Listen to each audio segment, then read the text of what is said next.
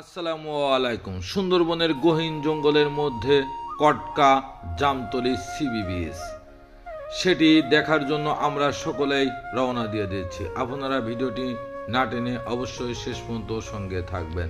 আমরা জাহাজ থেকে বোর্ডে উঠে পড়েছি। গায়ের মধ্যে ছমছম করছে, যেহেতু সুন্দরবন মানেই বিভিন্ন বন্য প্রাণীর বাসস্থান, সেই সঙ্গে গহীন জঙ্গল, তারই মাঝে সমুদ্র স্নান। কি এক্সাইটেড অনুভব হচ্ছে। চলে এসেছি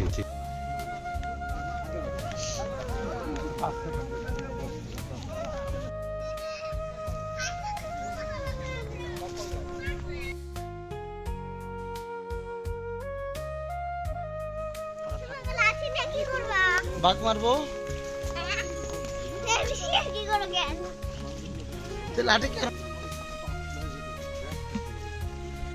সুন্দরবনের গহীন দিয়ে 3 কিলোমিটার পথ অতিক্রম করে এসে সিবি বিচ।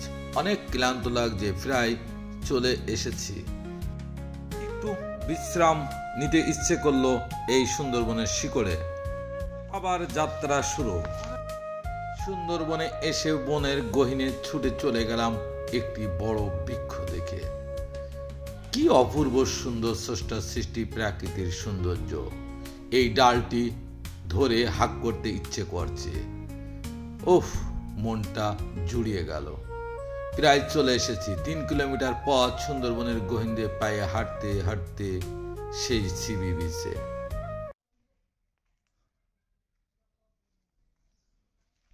পরিশেষে চলে এসেছি সুন্দরবন জামতলী সিবি বিচ। আমি ভাবলাম আমি মনে হয় একমাত্র পাগল এই গহীন জঙ্গলে, কিন্তু না, এসে দেখি আমার মতো হাজারো পাগলের আমদানি ঘটেছে এখানে।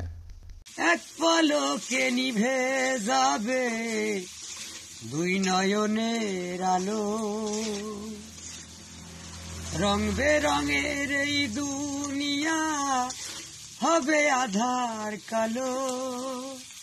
সেদিন দেখবো না আর ফুলের বাগান, সাজানো ঘর বাড়ি, ধুলার মাঝে থাকবে পড়ে দম ফোরানো একটা হাওয়ার গাড়ি।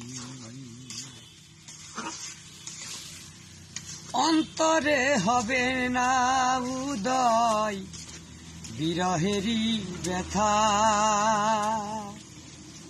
কাছে ডেকে বলবে না কেউ দুঃখ সুখের কথা। অন্তরে হবে না উদয় বিরহেরই ব্যথা, কাছে ডেকে বলবে না কেউ দুঃখ সুখের কথা। আপন সবই হবে গোপন, আপন সবই হবে গোপন, একদিন তোমারি ধুলার মাঝে থাকবে পড়ে দম ফোরানো একটা হাওয়ার গাড়ি। আপনারা সবাই স্রষ্টার সৃষ্টি, প্রাকৃতিক সৌন্দর্য সহ বিভিন্ন ভিডিও উপভোগ করার জন্য আমার চ্যানেলটিতে অবশ্যই অ্যাক্টিভের সঙ্গে থাকবেন।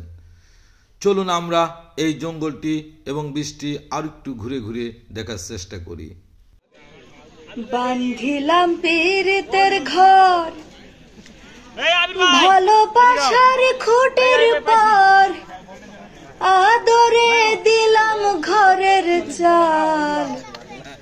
ও মনরে সুখেতে রব চিরকাল।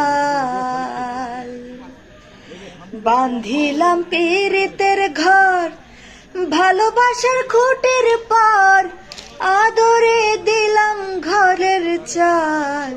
ও মনরে সুখেতে রব চিরকাল।